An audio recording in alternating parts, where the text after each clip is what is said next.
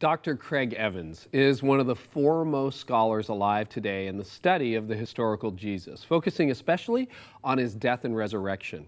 Dr. Evans has lectured at Cambridge and Oxford universities, at Princeton and Yale. He has been interviewed by the New York Times, Wall Street Journal, and pretty much every major network on television. Dr. Evans has served as a consultant for the Bible television miniseries, which has been viewed by over 100 million Americans. He's a prolific writer. He's published more than 70 books, 500 journal articles and reviews, and he is a professor at Houston Baptist University. Dr. Evans, so glad to have you with us today. Thank you for joining us. So I want to ask you, you've got a book here, it's called Getting Jesus Right, that you wrote together with Dr. James Beverly.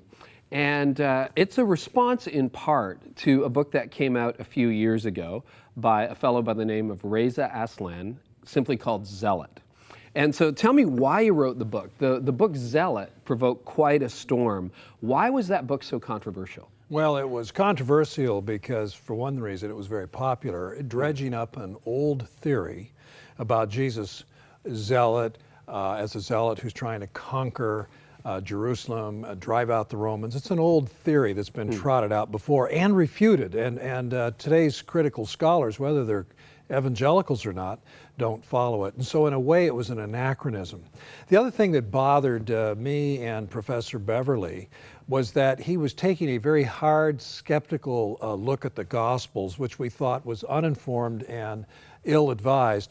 And at the same time, he makes statements about Muhammad and Islam, and he gives them a pass. It's like he accepts what the Quran says, or he accepts teachings about Muhammad very uncritically, as if, oh, well, we can accept whatever is said there. But he's really hard. It's like a double standard, really hard on the Gospels, which, if you really get into them, they're far better sources. Yeah, okay, so let's talk about that, because I'm a seminary grad as well. I actually read some of your books in seminary.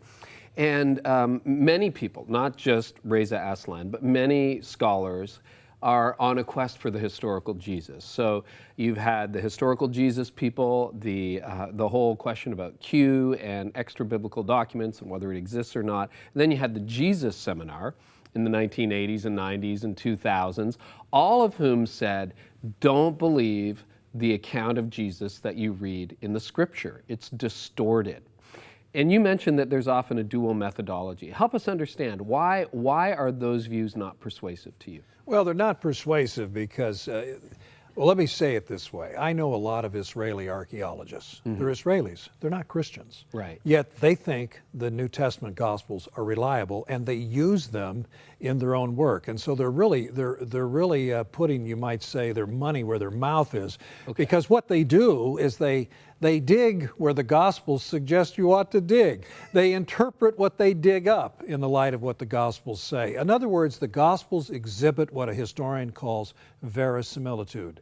The Gospels exhibit the way things really were. And so they're tested and tried and proven time and time again. So that's why I think the radical skepticism in some quarters, the Jesus seminar or whatever, is ill-informed. They don't know the land of Israel. They don't know the archaeology very well. If you do, then you recognize that the Gospels are very reliable sources.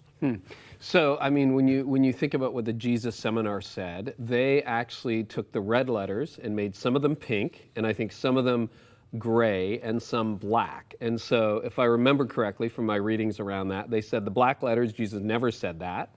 And the gray, maybe he said it. Pink, might have. And then there were like just a few verses that were left red. Jesus definitely said that. But I remember reading a book by N.T. Wright, one of your colleagues, who discredited that methodology as well. So how does that play out? Like, how can we, if you've got a red letter edition of the New Testament, how do you know Jesus actually said that? Well, we know that Jesus said the things that the Gospels said because of coherence, the way they fit together, multiple attestation. So it's not just a single source, it's many. The sources themselves are within a generation of Jesus' own time and have credible links to people who are eyewitnesses. And if the Gospels were untrustworthy, if they were written in such a remote time that there really is no credible link, then how come they get it right? How come there is that verisimilitude I referred to a moment ago? After all, we have fictional texts from the 2nd and 3rd centuries. Gnostic Gospels, for example. Gospel of Thomas. They never get it right. And see, that's the thing. I don't know any archaeologist in Israel who uses the Gospel of Thomas or one of the Gnostic Gospels.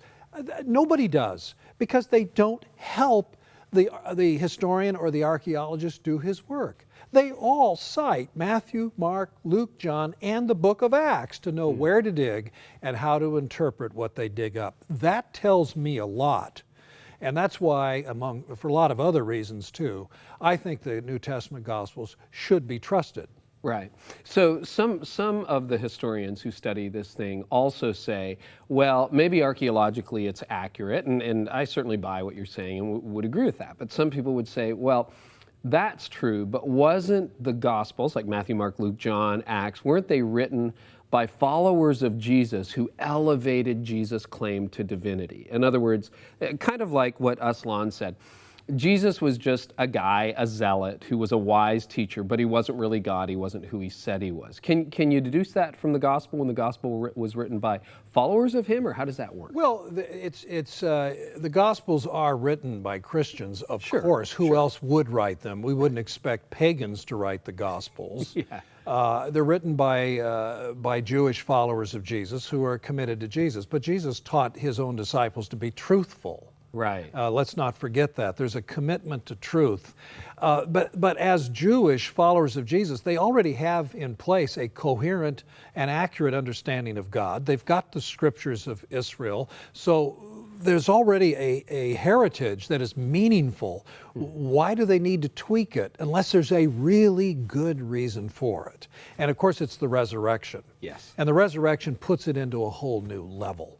And so they're blown away by that. They have something to proclaim. And so there isn't any need to exaggerate. How do you top that?